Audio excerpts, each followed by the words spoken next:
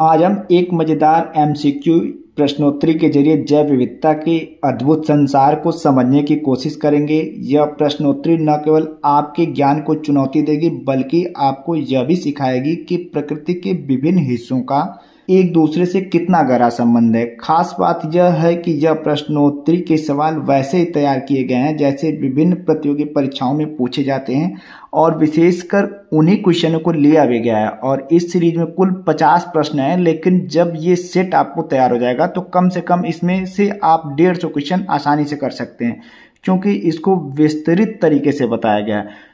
एक और निवेदन है आपसे, अगर वीडियो मेरी पसंद आती है तो प्लीज़ इस वीडियो को लाइक करिएगा और अपना प्यार देने के लिए चैनल को सब्सक्राइब भी करिएगा। चलिए दोस्तों शुरू करते हैं। पहला क्वेश्चन दिया है कि सर्वाधिक जैव विविधता पाई जाती है। सबसे पहले जानते हैं कि ये जैव विविधता होती क्या है, फिर सारे ऑप्शनों को एक एक करके जानते हैं। तो जैव विविधता किसी भी प्राकृतिक प्रदेश अथवा बायोम में मिलने वाले पौधे एवं जंतुओं की प्रजातियों की विविधता को ही क्या कहते हैं, जैव विविधता। आसान भाषा में और समझते हैं, जैव विविधता ऐसा कोई विशेष क्षेत्र जहां बहुत सारी प्रजातियां रहती हैं, बहुत सारे पादपों की प्रजातियां हैं, बहुत सारे पौधों की प्रजातियां हैं, तो वही क्षेत्र क्या हो जाएगा, जैव विविधता। ऐसा स्थान जहां विभिन्न प्रकार के जीव रहते हैं उसी को कहते हैं जैव विविधता। अच्छा, जैव विविधता शब्द का प्रयोग सर्वप्रथम वाल्टर जी रोसेस के द्वारा 1985 में किया गया था, ये भी याद रखिएगा। आइए इसके ऑप्शन को देखते हैं। पहला ऑप्शन दिया है कि टुंड्रा में। तो टुंड्रा में आपको बता दूं कि यहाँ की जलवायु बहुत ठंडी और बर्फीली है।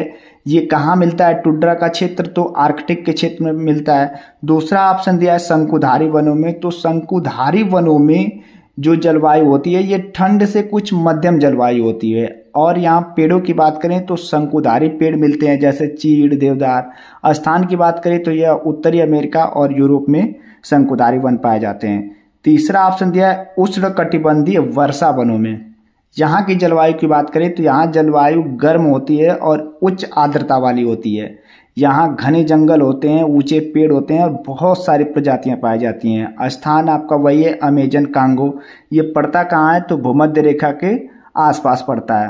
अब आपको पता ही है कि जहाँ भूमध्य रेखा के आसपास वाले जितने भी क्षेत्र हैं वहाँ बहुत अत्यधिक वर्षा होती है और उस वर्षा के कारण वहाँ की भूमि क्या होती है, आर्द्र होती है और तापमान भी थोड़ा गर्म होता है, जिसके कारण यहाँ बहुत सारी प्रजातियाँ पाई जाती हैं।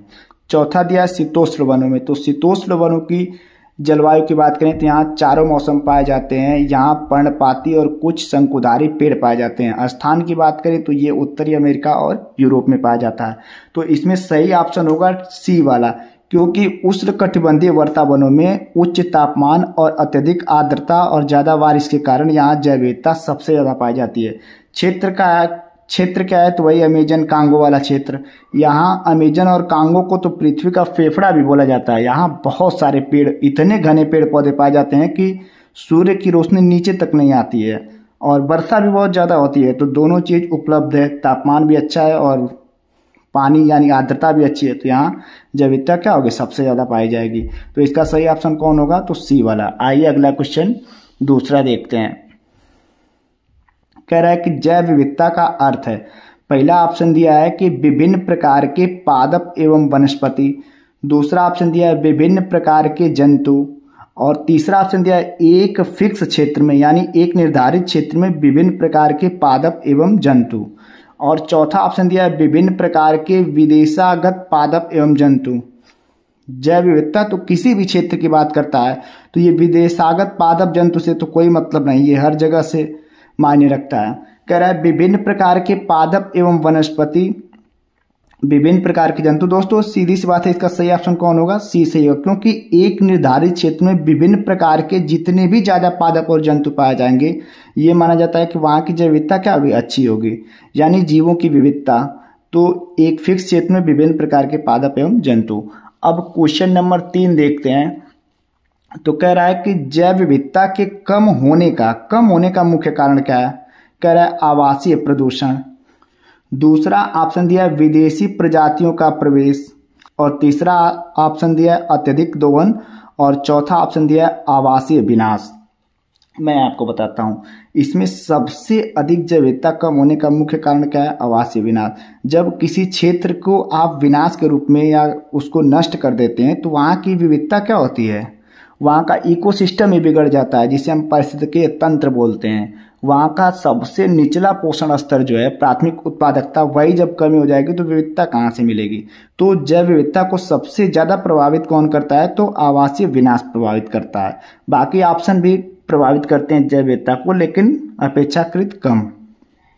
आइए आगे देखते हैं क्वेश्चन नंबर 4 को। क्वेश्चन नंबर 4 दे रहा है जैव विविधता का सबसे महत्वपूर्ण पहलू क्या है? किसी भी जैव विविधता में पारिस्थितिकीय तंत्र का, मैंने पीछे भी बताया कि पारिस्थितिकीय तंत्र का निर्वहन या संतुलन रहना अत्यंत आवश्यक है। ये भोजन, औषधि, अब पेड़ पौधों को भोजन में क्या चाहिए बताइए? जैव विविधता में तो बहुत सारे पेड़ पौधों की भी प्रजाति पाई जाती है। इनको क्या चाहिए? पानी, यानी अजैविक चीजें चाहिए। औषधि से जैव विविधता से क्या लेना देना है? जितने भी जीव जंतु होते हैं वो या तो नेचर के द्वारा खुद सही होते हैं, उनका इलाज कौन करता है? औद्योगिक उपयोग, क्या ये सब महत्वपूर्ण पहलू हैं? औद्योगिक, आप जहाँ फैक्ट्री वगैरह लगा देंगे वहाँ जैव विविधता ज़्यादा होगी। तो ये तीनों ऑप्शन गलत हैं। सबसे सही ऑप्शन कौन सा है? तो डी है, पारिस्थितिकीय तंत्र का निर्वहन। अब पारिस्थितिकीय तंत्र क्या है? तो एक ऐसी प्रणाली जिसमें सभी जीव जो होते हैं अजैविक वातावरण के साथ मिलजुल कर रहते हैं, उसी को क्या कहते हैं? पारिस्थितिकीय तंत्र कहते हैं। अब क्वेश्चन नंबर 5 देखते हैं। कह रहा है यूनेस्को ने जुलाई 2016 में भारत के निम्नलिखित किस राष्ट्रीय उद्यान को विश्व धरोहर घोषित किया? सबसे पहले हम जानते हैं जुलाई 2016 की घटना को। तो जुलाई 2016 में भारत के कंचनजंगा खांगचोंग-जोंगा राष्ट्रीय उद्यान को यूनेस्को द्वारा विश्व धरोहर के रूप में घोषित किया गया। इसके बहुत सारे कारण थे। यहाँ पर जैव विविधता बहुत ज़्यादा पाई जाती है और इस जैव विविधता में कुछ विलुप्त प्रजातियाँ भी पाई जाती हैं। जब यह विश्व धरोहर घोषित हो जाएगा तो हो सकता है इन विलुप्त प्रजातियों को बचाया भी जा सके। इसमें कौन कौन विलुप्त प्रजातियाँ हैं? तो हिम तेंदुआ है, लाल पांडा है, कस्तूरी मृग है। ये सांस्कृतिक और परंपरा के माध्यम से भी महत्वपूर्ण मायने रखता है, क्योंकि कंचनजंगा पर्वत को स्थानीय समुदाय के लोग बहुत पवित्र मानते हैं। अगर यह विश्व धरोहर घोषित हो जाएगा तो इन समुदाय के साथ साथ इस पर्वत का भी संरक्षण होगा और उस मान्यता का भी संरक्षण होगा, और इसके साथ ही साथ यहाँ प्राकृतिक सौंदर्य भी बहुत ज़्यादा है। तो इसका सही ऑप्शन सीधा है बी, मैंने बता ही दिया। बाकी ऑप्शन देख लीजिए। काजीरंगा राष्ट्रीय उद्यान कहाँ है? तो ये असम में पड़ता है। कार्बेट राष्ट्रीय उद्यान ये उत्तराखंड में पड़ता है। फूलों की घाटी राष्ट्रीय उद्यान कहाँ है? तो ये भी उत्तराखंड में है। अब क्वेश्चन नंबर 6 देखते हैं। 6 क्या दिया है? कह रहा है निम्नलिखित अंतर्राष्ट्रीय करारों पर विचार कीजिए। चलिए एक एक करके देखते हैं। तो खाद्य एवं कृषि हेतु पादप अनुवांशिक संसाधनों के विषय में अंतर्राष्ट्रीय संधि दोस्तों 2001 में बनाई जाती है। ठीक, ये जैव विविधता से संबंधित थी। दूसरा दिया है मरुद्भवन का सामना करने हेतु संयुक्त राष्ट्र अभिसमय। तो इसको दोस्तों UNCCD के नाम से भी जाना जाता है। इस संधि का उद्देश्य सूखे और मरुस्थलीय के प्रभावों को कम करना और भूमि के स्वास्थ्य को बनाए रखना है। तो ये भी जैव विविधता से रिलेटेड है। तीसरा दिया विश्व विरासत अभिसमय। तो इसको 16 नवंबर 1972 को यूनेस्को द्वारा अपनाया गया। इसका मुख्य उद्देश्य विश्व के प्राकृतिक और सांस्कृतिक धरोहरों का संरक्षण करना। तो इसमें तीनों ऑप्शन सही है और तीनों जैव विविधता से रिलेटेड हैं। तो इसका सही ऑप्शन कौन होगा? तो डी वाला हो जाएगा। 1 2 3 तीनों सही हैं। अब हम तो इसका तीनों ऑप्शन यानी ये तीनों सही हैं, तो इसका सही ऑप्शन कौन हो जाएगा? डी हो जाएगा। अब अगला क्वेश्चन नंबर 7 देखते हैं। कह रहा है निम्न में से किसकी औसत शुद्ध प्राथमिक उत्पादकता सबसे कम है? ऑप्शन कौन कौन दिया है? तो शीतोष्ण कटिबंधीय वन, उष्ण कटिबंधीय वन, शीतोष्ण कटिबंधीय घास प्रदेश और उष्ण कटिबंधीय सवाना। जो पहला दिया है दोस्तों शीतोष्ण कटिबंधीय वन, यहाँ क्षेत्र दोस्तों अक्सर घने वनस्पति और विविध जीवों के लिए जाने जाते हैं, जिनकी प्राथमिक उत्पादकता ये कहेंगे तो उच्च स्थान अच्छी है। दूसरा दिया है उष्ण कटिबंधीय वन। तो उष्ण कटिबंधीय वन में भी दोस्तों वन उच्चतम प्राथमिक उत्पादकता के लिए माने जाते हैं, क्योंकि यहाँ की जलवायु, तापमान और वर्षा पौधों की वृद्धि को बढ़ाता है। यहाँ जहाँ भी उष्ण कटिबंधीय होगा तो वो ऑप्शन तो पहले सही हो जाएगा, क्योंकि वहाँ उत्पादकता ज़्यादा होगी। यहाँ मुख्य रूप से वर्षा कुछ ज़्यादा मात्रा में होती है, तीसरा दिया है शीतोष्ण कटिबंधीय घास का प्रदेश। इस क्षेत्र में दोस्तों आमतौर पर बहुत ज़्यादा घासें होती हैं। इनकी प्राथमिक उत्पादकता इन चारे ऑप्शनों में से सबसे कम होती है, क्योंकि यहाँ घास के अलावा और सारे पेड़ पौधे कुछ नहीं पाए जाते हैं। और चौथा ऑप्शन दिया है उष्णकटिबंधीय सवाना। तो इस क्षेत्रों में घास के साथ साथ कुछ वृक्ष भी होते हैं। इनकी प्राथमिक उत्पादकता उष्णकटिबंधीय वन से कम होती है, लेकिन शीतोष्ण कटिबंधीय घास प्रदेश से अधिक होती है। यानी कुल मिलाजुलाकर सबसे कम उत्पादकता की बात करें तो शीतोष्ण कटिबंधीय घास के प्रदेशों में होती है। अब अगला क्वेश्चन देखते हैं। 8वां दिया है जैव विविधता को परिभाषित किया जाता है। क्या क्या दिया है? किसी पर्यावरण में विभिन्न प्रजातियों की श्रेणी, किसी पर्यावरण में रोजाना और मौसमी परिवर्तन है। ये तो एकदम गलत दिया है। कह रहा है किसी पर्यावरण में रोजाना और मौसमी परिवर्तन, इससे जैव विविधता का कोई लेना देना नहीं है। जैव विविधता सीधा है किसी क्षेत्र में विभिन्न प्रकार के जीव और जंतु, या कहें तो पेड़ पौधे और जंतु जितने ज़्यादा मात्रा में होंगे वहाँ की जैव विविधता उतनी अच्छी होगी। तो इसमें मौसम की बात कर रहा है। एक प्रजाति की दूसरी प्रजाति से भिन्नता, इससे क्या मतलब है? जैव विविधता में तो बहुत सारी प्रजातियाँ रहती हैं। भौतिक घटकों का किसी पर्यावरण पर प्रभाव, ये भी गलत है। तो इसमें सीधा ऑप्शन कौन से हो जाएगा? ए वाला, किसी पर्यावरण में विभिन्न प्रजातियों की श्रेणी, यानी जितनी प्रजातियां ज्यादा होंगी वहां की जैव विविधता क्या होगी? उतनी अच्छी होगी। अब 9वां क्वेश्चन देखते हैं। कह रहा है निम्नलिखित में से किसमें प्रवाल भित्तियां हैं? ऑप्शन में दे रहा है अंडमान और निकोबार द्वीप समूह, दूसरा ऑप्शन दे रहा है कच्छ की खाड़ी, और तीसरा ऑप्शन दे रहा है मन्नार की खाड़ी, और चौथा ऑप्शन दे रहा है सुंदरवन। सबसे पहले जानते हैं कि प्रवाल भित्ति क्या होती है, तब इस क्वेश्चन को हम आसानी से जान सकते हैं। तो प्रवाल भित्ति जो है एक जलीय पारिस्थितिकीय तंत्र होता है जो मुख्य रूप से दोस्तों कोरल जीव द्वारा निर्मित होता है। ये जीव कैल्शियम कार्बोनेट के बने होते हैं, और प्रवाल भित्तियां विभिन्न समुद्री जीवों का वास स्थान होती हैं। ये घर होते हैं। कौन? प्रवाल भित्ति, जिसमें मछली, कशेरुकी और अन्य समुद्री जीव रहते हैं। ये समुद्रों के किनारे होते हैं। इनके लिए सबसे अच्छा तापमान जो होता है 20 से 30 सेंटीग्रेड का तापमान होता है। तो ये समुद्र के किनारे वाले क्षेत्र में पाए जाते हैं। कौन? प्रवाल भित्ति। और कहाँ? जहाँ 20 से 30 सेंटीग्रेड का तापमान हो। तो यहाँ सुंदरवन से कोई मतलब है? आप बताइए। मन्नार की खाड़ी ये भी सही हो जाएगा, कच्छ की खाड़ी ये भी सही हो जाएगा, और इसमें एक ऑप्शन दिया था अंडमान निकोबार, तो ये भी सही हो जाएगा। इसमें सुंदरवन जो है दोस्तों ये बंगाल के टाइगर के लिए प्रसिद्ध है, न कि प्रवाल की भित्ति के लिए। तो इसमें सही ऑप्शन कौन? 1, 2, 3 सही है। तो इसमें सही ऑप्शन ए वाला सही हो जाएगा। इसमें 1, 2, 3 सही है। अब क्वेश्चन नंबर 10 देखते हैं। तो भारत में पाए जाने वाले स्तनधारी ड्यूगोंग के संदर्भ में निम्नलिखित कथनों में से कौन सा सही है? देखिए दोस्तों, क्वेश्चन घुमाने के लिए क्या करता है, कुछ चीज़ों को हम हिंदी नामों से ज़्यादा जानते हैं तो उसको ये अंग्रेजी में दे देता है। यहीं से हमारा क्या होगा, पूरा दिमाग डाइवर्ट हो जाता है कि ये कैसा क्वेश्चन है। ड्यूगोंग जो होता है इसे हम समुद्री गाय के नाम से जानते हैं। अब शायद इसको समझ पाएंगे। तो ड्यूगोंग जो है इसको समुद्री गाय समझिए। आइए इसको कथनों पे विचार किया जाए। तो कह रहा है यह एक शाकाहारी समुद्री जानवर है। बिल्कुल, समुद्र की गाय क्या है? शाकाहारी होती है। तो ये तो ऑप्शन सही है। कह रहा है यह भारत के पूरे समुद्र तट के साथ साथ पाया जाता है। और तीसरा ऑप्शन दिया है कि इसे वन्य जीव संरक्षण अधिनियम 1972 की अनुसूची 1 के अधीन विधिक संरक्षण दिया गया है। इसमें कह रहा है दोस्तों कि यह भारत के पूरे समुद्र तट के साथ साथ पाया जाता है। तो ये पूरे तट के साथ साथ नहीं पाया जाता है। जहाँ समुद्री घास ज़्यादा होंगी और इनके लिए उच्च तापमान 23 से 30 सेंटीग्रेड होता है, ये वहीं पाए जाते हैं। अब मुंबई के किनारे तो ये नहीं पाए जाते हैं। तो कह रहा है पूरे समुद्र तट के साथ साथ पाया जाता है, तो ऐसा नहीं है। हाँ, इसे वन्य जीव संरक्षण अधिनियम 1972 की सूची 1 के अधीन विधिक संरक्षण दिया गया है। तो इसमें सही ऑप्शन कौन होगा? तो 1 सही हो गया और 3 सही हो गया। तो यानी 1 और 3, तो कौन सी ऑप्शन सही हो जाएगा? तो इसमें कौन सी ऑप्शन सही हो जाएगा? तो 1 और 3 यानी ऑप्शन नंबर सी। अब क्वेश्चन नंबर 11 देखते हैं। कह रहा है भारत में गिद्धों की कमी का अत्यधिक प्रमुख कारण क्या है? कह रहा है विषाणु संक्रमण।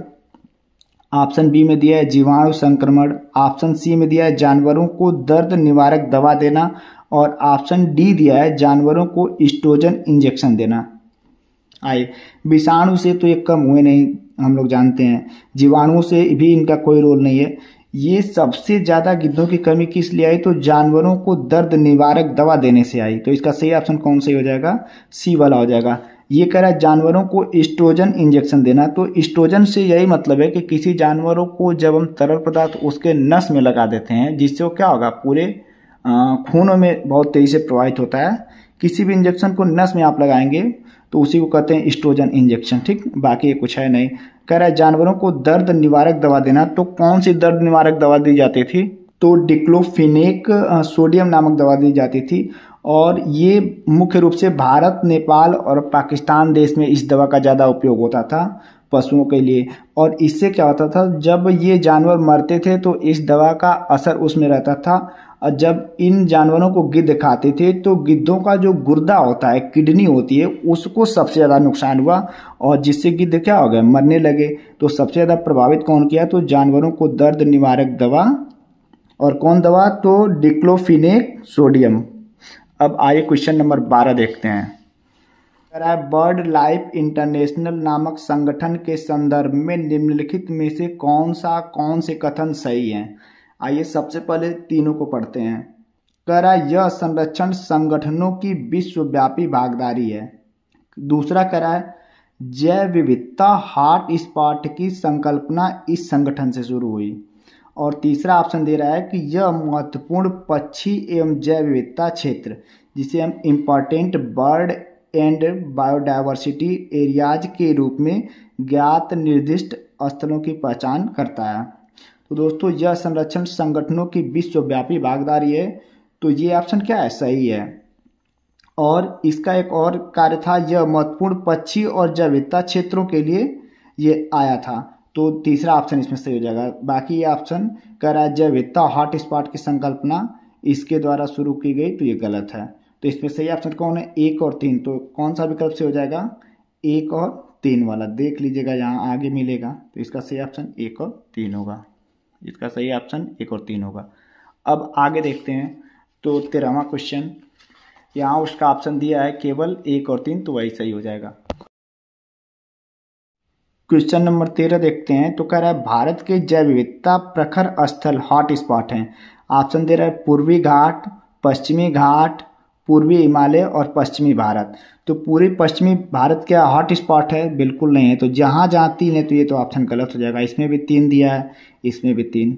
कह रहा है पश्चिमी भारत। पूरा पश्चिमी भारत हॉट स्पॉट थोड़ी ना है, कोई विशेष क्षेत्र होगा जिसे हम पश्चिमी घाट बोलते हैं। पश्चिमी घाट और पूर्वी हिमालय को हॉट स्पॉट के रूप में जाना जाता है। तो इसका सही ऑप्शन कौन हो जाएगा? बी हो जाएगा। अब क्वेश्चन नंबर 14 देखते हैं। तो कह रहा है कि निम्नलिखित में से किसे भारत में जैविक विविध हॉट स्पॉट के रूप में पहचाना जाता है? इसमें ऑप्शन दे रहा है सुंदरवन। सुंदरवन किससे संबंधित है? तो बंगाल के टाइगर के लिए जाना जाता है। पश्चिमी घाट, ये महत्वपूर्ण है किसके लिए? हॉट स्पॉट के लिए।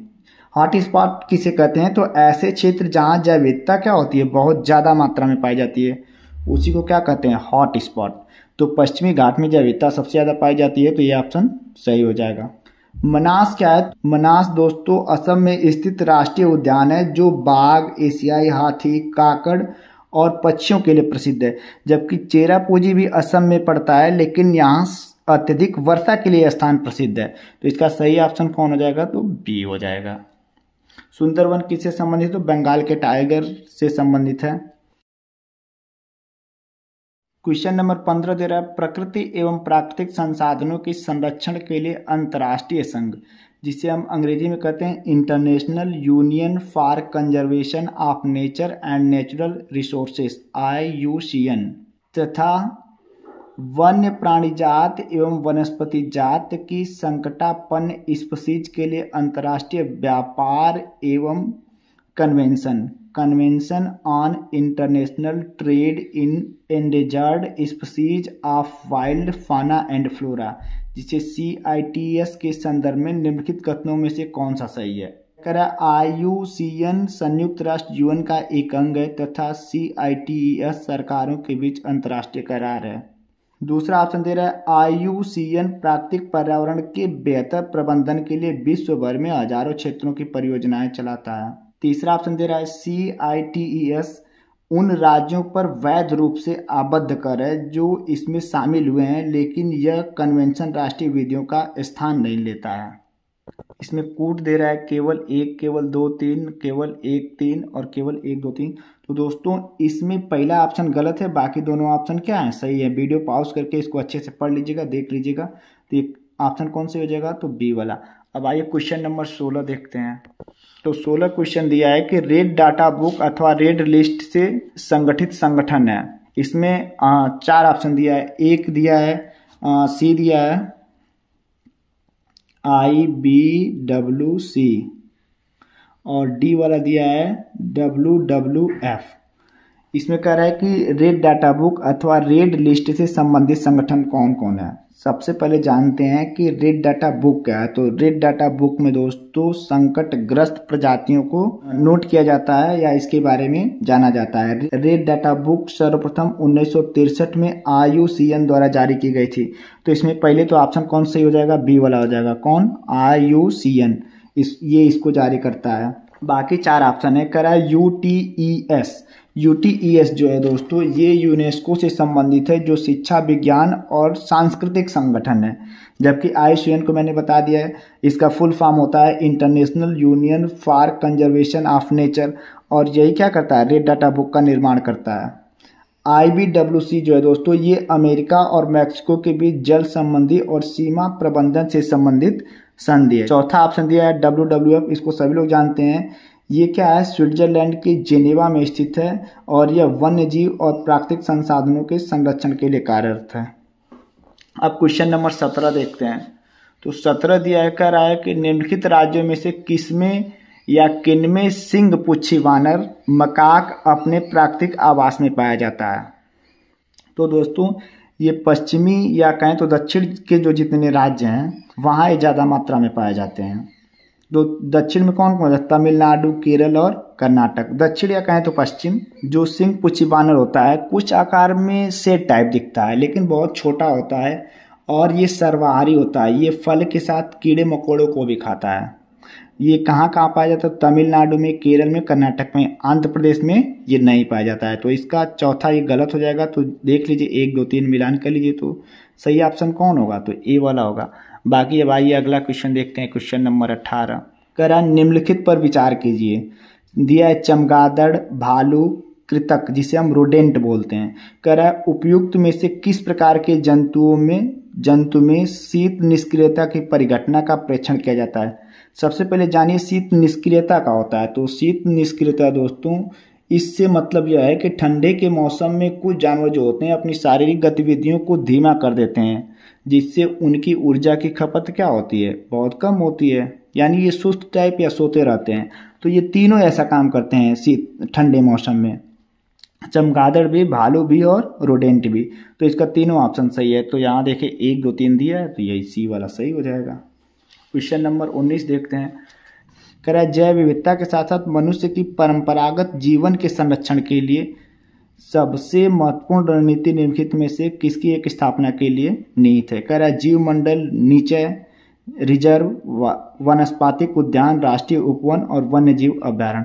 ये कह रहा है क्वेश्चन का मतलब है दोस्तों कि जैव विविधता के साथ साथ वहाँ की जो समुदाय है, मनुष्य समुदाय है, वो अपने चीज़ों और मूल्यों को बचाए रखें या अपनी विविधता को वहाँ बरकरार रखें, इसके लिए कौन सा संगठन कार्य करता है। इसमें 4 ऑप्शन दिए हैं। तो इसमें दोस्तों जीव मंडल नीचे जिसे हम रिजर्व बोलते हैं यही है, जो जैव विविधता के साथ साथ मनुष्य के परंपरागत जीवन के संरक्षण के लिए सबसे महत्वपूर्ण रणनीतियों में से काम करता है। तो सही ऑप्शन कौन हो जाएगा, ए वाला। बाकी ऑप्शन क्या है, गलत है।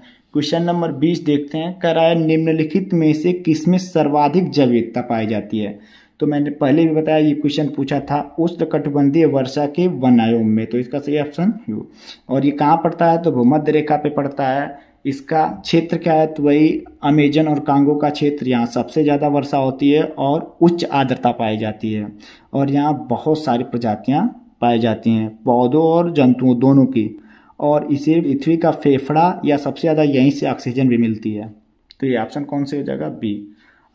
यहीं से दोस्तों ये सीरीज होती है समाप्त। उम्मीद करते हैं ये वीडियो आपको पसंद आई होगी और यह वीडियो आपको आने वाले एग्जाम के लिए बहुत ही लाभप्रद होगी। तो प्लीज़ दोस्तों इस वीडियो को लाइक करिए और अपना प्यार दीजिए। मिलते हैं अगले वीडियो में, तब तक के लिए जय हिंद जय भारत।